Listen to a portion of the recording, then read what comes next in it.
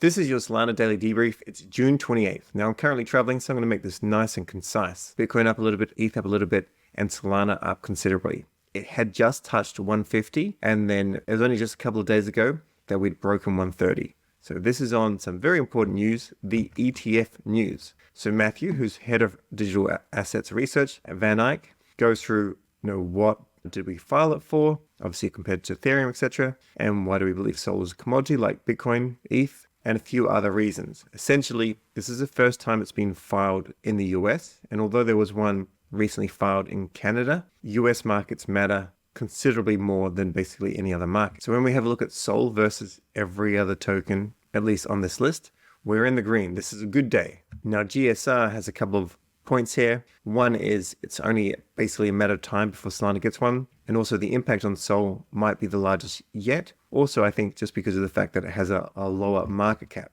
GSR thinks an 890% increase in the value of Sol, so it will be significant, really, really significant.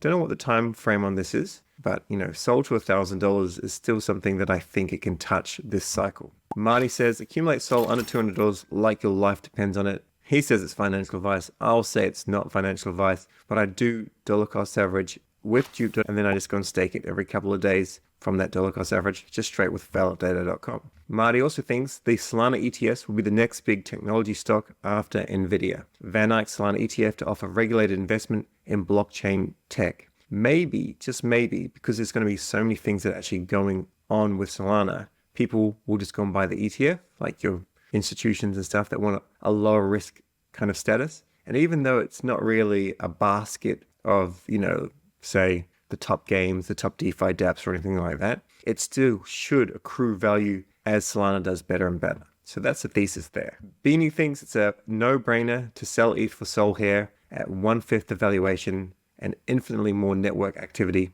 the same ETF catalyst. So, a little bit scary, of course, for someone to do that, but people that have made these moves in the past have done well. It does make a lot of sense to someone that's actually in the space, but then also having a portfolio that has a mixture of different assets, a couple of eggs in different baskets makes sense as well. On to some airdrop news. So Fabiano has a list of things that are happening soon. So Parcel end of June is confirmed. This is obviously they've already done their token generation event, but this is for the next stage. Then we've got Sanctum, Dupe, AgriDex platform. Haven't played around with this yet, so we'll do a tutorial on that soon. DiviBet if you like betting. Dbridge, very, very excited for that. And Magic Eden, we don't know when this will happen. I think they would need to wait for NFTs to get a little bit more exciting.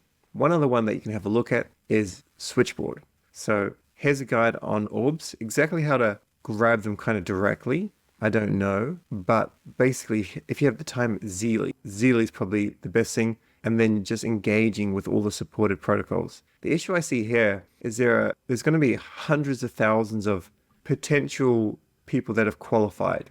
And obviously they're not going to go and allow an airdrop to hundreds of thousands of people. They may. It's just unlikely. It's a lot of work. So I would say Zeely is probably one of the smart things to do when it comes to this. But it probably has been decently farmed on Zeely, just to make that expectation. Onto some news. So this is a token from Zeta, and the launch vault is now live on Camino. Zex and Jito Sol depositors will receive triple incentives, ATO and Ray. So very, very decent. We can have a quick look here. I do want to make today's video quite concise, but it'd be a good idea just to see what the actual APR is. This one here, Zex and Jito Sol, just the JTO reward is sizable. Then the Ray reward, and then the Zex reward. This is decent. This is really decent, and the TVL is very minimal, so probably not a bad idea to jump into this. They're using Radium as a DEX, of course, so no Meteor points or anything like that, but still well worth it. Now, what can you do with your ZEC? Well, it's essentially a governance token, but more stuff is planned, and I think this is fantastic. If you launch with the governance token, it's boring, but if you start to add some sort of utility, brilliant. You need to stake some ZEX by July 25th, 10 a.m., and then from there, there's going to be boosting trading rewards, a seat at the governance table, and then more utility to come. So I'll have reminders so that you are staking some with whatever wallet that you're using to basically trade on ZEX by this date. Now the actual price went up, of course, and then it's come on down. This is expected because people could claim, they could sell, people were buying, and then more and more can claim, and then they start to sell. But overall, I think this is a pretty low, fully diluted valuation. We have some news from JLP. Liquidity provider token is now on Drift. So you can earn additional yield just by depositing JLP on Drift. But importantly, you can use JLP as collateral for trades on Drift with more utility coming shortly. So JLP basically accrues value as trading fees happen and as the price of Sol, BTC, and ETH go up, should they go up, which of course I think they will. So this is a pretty decent thing to actually hold and have on Drift if you're using Drift. Next little bit of news, DPioneers. So this is an NFT that I'm keen on. I've done a video on them. They're like a DAO, kind of a DAO from the UpRock team, and they'll be launching June 30th PST time. We can go down a little bit. Basically, until June 30th, you can actually still get it in 2.75 Sol. And then after these are all gone, the price will be 3 Sol. So I am minting these. I do like these. I suggest you check them out yourself. Also, Gigabuds, this minted, there's 1 Sol. It hasn't really done much. You may want to grab one of these. These are linked to Grass. Solana Sensei mint, if you know about this, there's certain times for different people. So I just encourage you, if you want to get one, I'll be grabbing some. Check it out. These are the details. And Adrestra's beta is officially live. I do like Adrestra. I played with it very briefly during beta phase, just got a little bit too busy. You can now go to the website, and it's a DeFi strategy made simple. It's using leverage with the JLP token. So I won't show you in today's video, but basically you can put in USTC and earn a decent APY, or you can put in JLP and basically leverage it up. And it has kind of auto options to go up and auto options to go down. So there is some speculation, of course, that there'll be an airdrop for people that jump in at this stage. Maybe for closed beta, maybe not for open beta. I would assume for both. So go and check it out. Maybe go with a small amount of funds, but these guys have built things before. If you want to get amongst Solana Blinks, there's a building hands on Solana Actions and Blinks. There's a workshop. Tuesday, July 2nd, 9 a.m. Eastern Standard Time, 1 p.m. UTC. By the way, for any projects that are actually using Eastern Standard Time or anything else, it's always good to actually use UTC because this is what most people in the world actually understand. More news here, Solana Collective. Raj will be actually having a chat later today. This is 10 a.m. Pacific Standard Time for all the people that know Pacific Standard Time. But here we are, 5 p.m. UTC.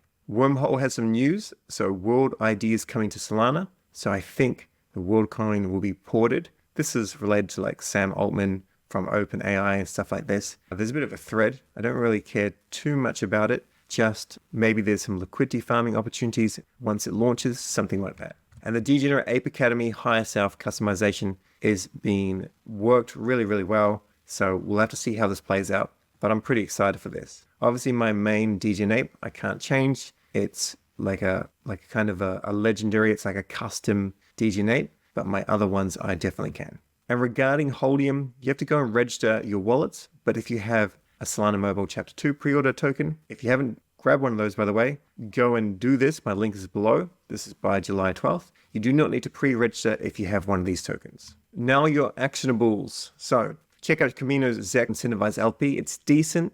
I would get amongst it if I were happy to have some permanent loss and enter into those. If you hold JLP, check out Drift for more yield and utility. I do like that a lot. DCA Sol and Dupe.ag. Marty Party says below $200 is an absolute bargain or whatever he said. Stake with Validator.com, not financial advice, buying it below 200, but stake with Validator. Of course, place buy orders at lower price with Phoenix.trade, just in case we have some dips. Buy a ledger and watch my video on Blinks. Then with the airdrop actionables, create your Sanctum profile. Not compulsory, but I think you will get a few extra rewards if you do. I don't think they said you're not going to be penalized, but doesn't mean that you won't be rewarded.